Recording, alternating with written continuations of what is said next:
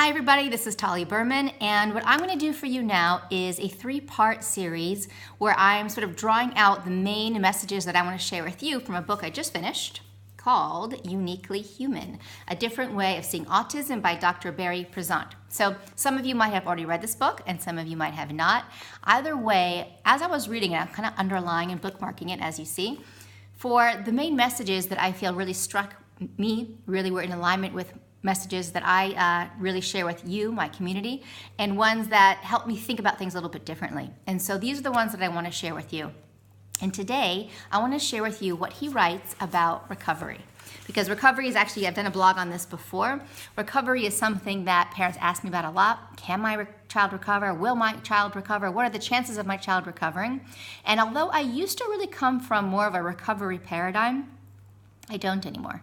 And I want to share and read an excerpt from this book that addresses recovery because I think he really beautifully explains reasons why. Not only is it not a useful paradigm, but actually can be a disservice, both to you as a parent, as a professional, and to your child. So I'm going to read you just a paragraph or two. Whether or not recovery is possible, pursuing it as a singular goal and viewing it as the principal marker of a successful outcome can be emotionally and financially exhausting for parents and stressful for children, particularly when the focus is on reducing autistic behaviors. And when professionals present recovery, I'm going to skip that part. Maintaining hope in the prospect of minimizing the challenges associated with autism and achieving good quality of life need not be inextricably linked to recovery. Simply call it making great progress or overcoming challenges. When families, and this is the big piece, when families make recovery their preeminent goal, they can miss the beauty of the child's developmental breakthroughs, just as a driver focused only on the destination doesn't notice the scenery along the way. So that's what Dr. Prezant has to say about recovery, and so much of what he says really resonates with me as a professional, having worked with families for so long who are very recovery driven, that if a child doesn't quote unquote recover, there's a feeling of failure on the part of the parent. There's a lot of stress for the child to be everything and anything but who they are.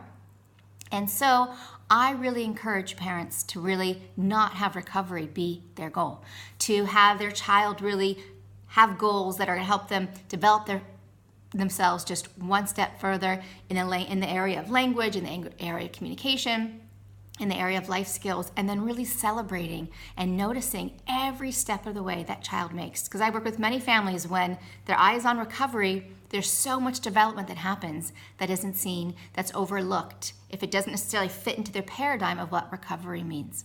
So I wanted to make sure I shared that message. I think it's a really important way for you to really embrace the journey with your child and for your child to feel more supported and more honored as the process being more helping them blossom more fully into who they are versus trying to fix or change them. And by the way, as a side note, even if you're doing biomedical intervention, which I'm a big proponent of, and you all might know that with my whole child coaching package that I do with a whole biomedical team, that even from the biomedical perspective, it's not about our goal being to recover a child. It's about recovering any underlying medical issues so that the child can truly shine in all the ways he most wants to.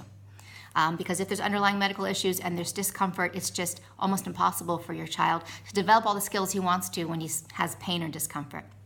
So I really wanted to bring up this topic, which can be sort of a confrontational topic, and I'd love to hear from you. What are your thoughts on recovery as a paradigm? Do you feel it's useful or not useful to have that be a goal when helping your child or the child that you work with? So I'd love to hear from you. Scroll on down, leave your comments below. I'd love to hear what you have to say.